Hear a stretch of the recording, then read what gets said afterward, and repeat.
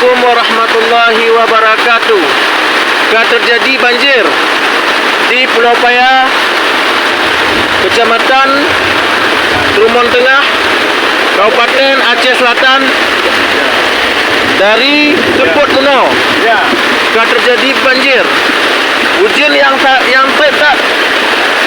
melanda sehingga terjadilah banjir sampai malamnya.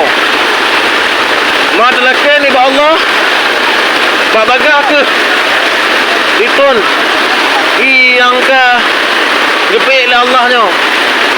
Semoga benda puji ke bala dari kamu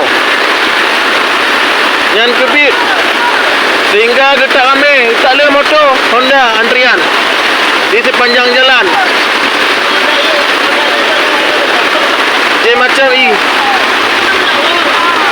Semoga berselamat yang jak dan selamat yang u.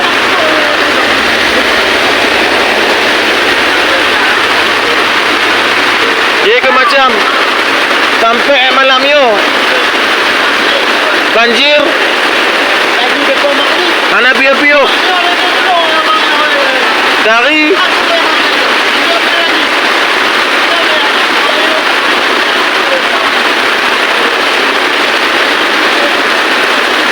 yang macam kon malari ton malari aju.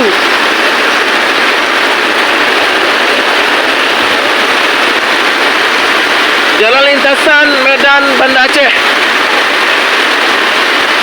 Ya macam orang berbondong-bondong.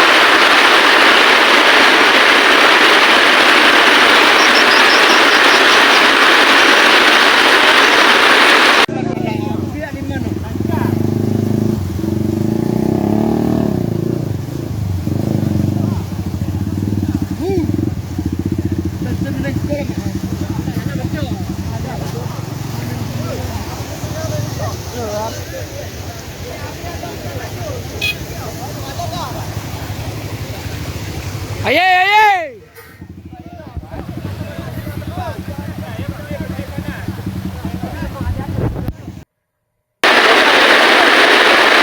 Yang kebit banjir dari Seput malamnya di Kampung Pulau Paya, Kecamatan Trumon Tengah, Kabupaten Aceh Selatan.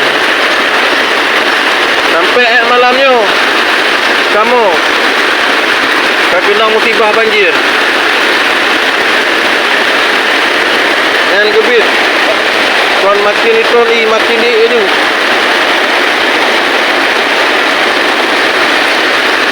Mobil mame antrian di belakang karena makin itu.